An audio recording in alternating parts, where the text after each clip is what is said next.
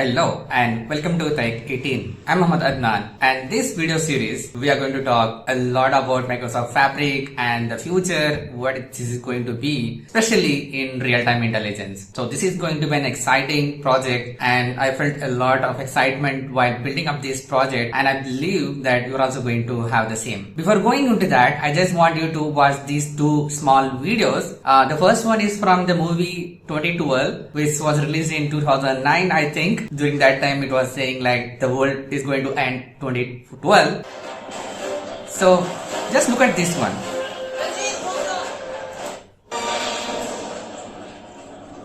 Especially on this part. Captain. Engaging Maui for support. Just exactly how long are these things expecting holds in place, Captain?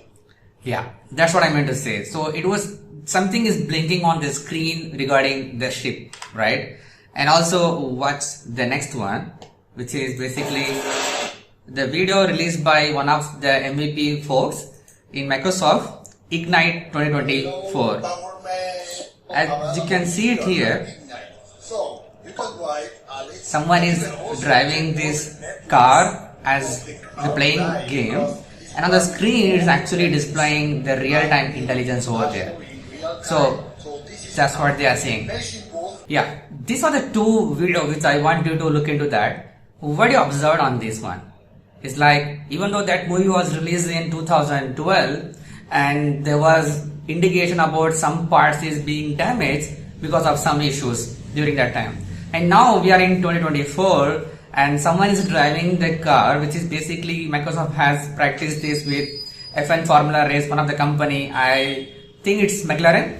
Yeah, so it's actually they're tracking real-time performance of the car, the tire, the speed, the performance of the driver and everything. It's real-time intelligence, right? That is going to be the future of onwards from 2025. So there are a few things which is going to be really big in 2025 onwards.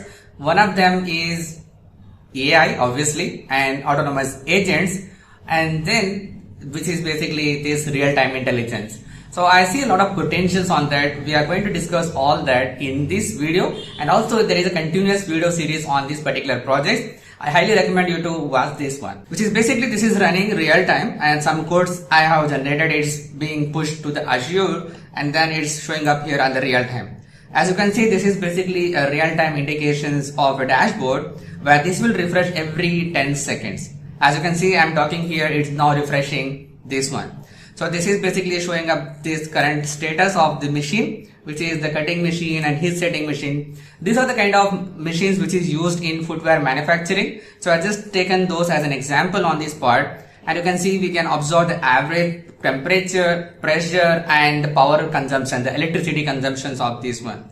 And we have some threshold here. So based on that, every 10-second trigger information is going to showcase us on this part. So here on this particular TOCAP machine, everything within the normal range. So that's why it is showing up in green. Whereas the other two machines which I selected, it's actually showing up red because of it is beyond our control. So that actually helps. The story doesn't end here. There's a lot of things which I'm going to cover by the end of this video after completing about what is real-time intelligence and where are all we can use this functionality. I highly recommend you to watch this video till then so that you can get more clarity, because that is going to be the base work in the entire video series. And not only that, I just actually forgot to show you that. So let me just quickly bring up one thing.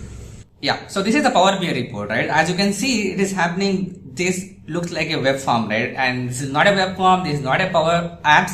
This is only Power BI here. So we can see these are the things which is actually happened, triggered real time based on the threshold. If it is going above or below, it actually write back the data into Fabric SQL and is showing up here on this page, so that once the technician is ready, the repair and everything, they can select this cutting machine, and then they can select these transactions, and then they can select the operator who has worked on this one, and they can also select the reason, what is the reason of that particular malfunction has happened, and also they can define the repair cost if they want to here. So for example, if I add this value and then click on update record, this actually is sending the information from Power BI to Power Automate and writing it back to the SQL here, so that we can also monitor the cost in the real time of these particular machines here.